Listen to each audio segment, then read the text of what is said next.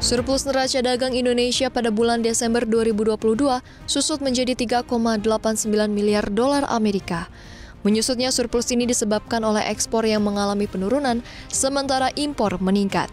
Nilai ekspor Indonesia pada Desember 2022 turun 1,1% secara bulanan, sementara impor naik 5,16%.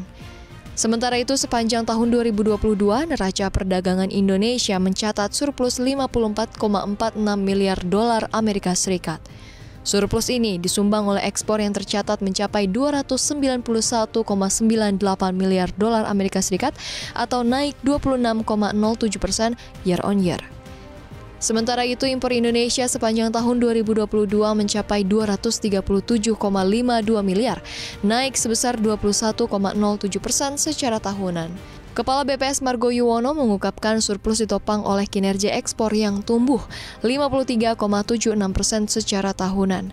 Margo menyebut Indonesia memperoleh surplus pada neraca perdagangan sebanyak 32 kali secara berturut-turut sejak Mei 2020. Margo merinci Amerika Serikat, India, dan Filipina menyumbang surplus neraca dagang paling banyak.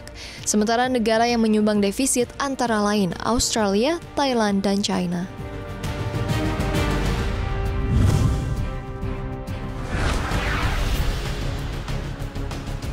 Rupiah kembali melanjutkan penguatan melawan dolar Amerika Serikat pada perdagangan Senin awal pekan ini.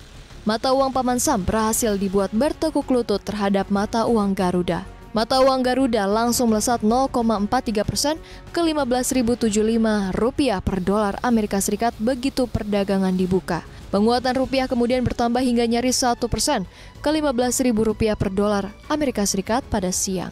Dan akhirnya ditutup di level Rp15.040 per dolar, menguat 0,66%.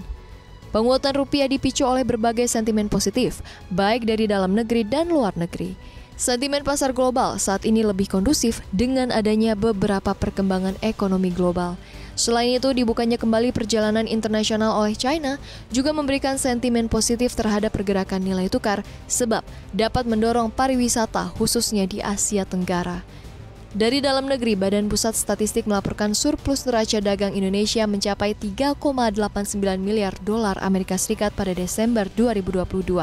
Ini merupakan ke-32 kalinya Indonesia memperoleh surplus neraca dagang secara beruntun. Ditambah lagi, beberapa waktu lalu, Presiden Joko Widodo berencana merevisi kebijakan devisa hasil ekspor atau DHE yang mendapat respon positif dari pelaku pasar. Hal ini terbukti dari aliran modal yang mengalir deras ke Indonesia dan menyebabkan penguatan mata uang Garuda.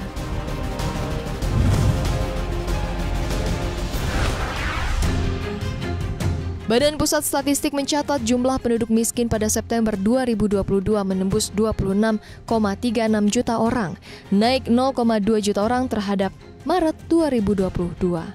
Meski naik tipis bila dibandingkan dengan Maret 2022, sepanjang pandemi dan pemulihannya, BPS mencatat persentase penduduk miskin terus mengalami perbaikan. Terbukti, angka kemiskinan bisa diredam dari puncaknya di September 2020 yang menyentuh angka 10,19% atau 27,55 juta jiwa. Kepala BPS Margo Yuwono menyebutkan ada beberapa penyebab naiknya angka kemiskinan di September tahun lalu.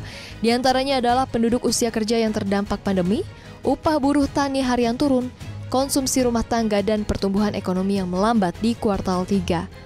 Penyebab lainnya adalah PHK di sektor padat karya seperti industri tekstil, alas kaki, dan perusahaan teknologi.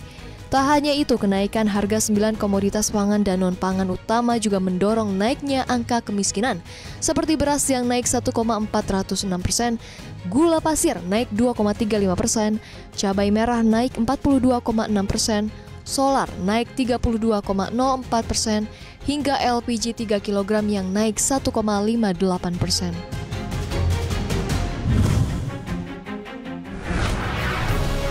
Bank Indonesia mencatat posisi utang luar negeri atau ULN Indonesia pada akhir November mencapai 392,6 miliar dolar Amerika Serikat atau sekitar di 5.891 triliun rupiah. Bila dibandingkan dengan posisi bulan sebelumnya, ULN RI bertambah 2,4 miliar dolar Amerika Serikat dari utang November 2022. Meski demikian, angka ULN RI mengalami kontraksi 5,6% secara tahunan. Dibandingkan dengan Desember 2021, ULN Indonesia turun 21,42 juta dolar Amerika Serikat. Direktur Eksekutif Bank Indonesia Erwin Haryono mengatakan penurunan ini disebabkan karena ULN sektor publik, yakni pemerintah dan bank sentral, serta swasta konsisten mengalami penurunan. Erwin menambahkan ULN Indonesia pada November 2022 tetap terkendali, tercermin dari rasio ULN Indonesia terhadap produk domestik bruto yang tetap terjaga di kisaran 29,7%.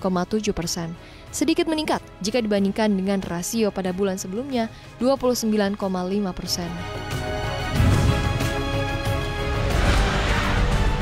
Direktur Pelaksana IMF Kristalina Georgieva mewanti-wanti soal resiko perpecahan atau fragmentasi dalam ekonomi global. Fragmentasi ini akan muncul dalam bentuk pembatasan perdagangan dan hambatan penyebaran teknologi. Bahkan resiko ini dapat dirasakan melalui pembatasan lintas sektor yang memacu berkurangnya aliran modal dan penurunan tajam dalam kerjasama internasional. Menurut Georgieva, sebagian besar Asia akan terdampak dari kondisi ini, mengingat keterbukaan ekonomi yang dianut banyak negara di Asia. Adapun negara berkembang dikhawatirkan tidak akan lagi mendapat manfaat dari limpahan teknologi yang telah mendorong pertumbuhan produktivitas dan standar hidup. Alih-alih mengejar tingkat pendapatan ekonomi maju, negara berkembang akan makin tertinggal. Fragmentasi ini dipicu oleh ketegangan perdagangan antara dua ekonomi terbesar dunia, yakni China dan Amerika Serikat. Selain itu, perang di Rusia dan Ukraina juga masih menjadi pemicu fragmentasi tersebut. IMF menghitung biaya jangka panjang dari fragmentasi perdagangan saja dapat berkisar 0,2% dari PDB global dalam skenario terbatas.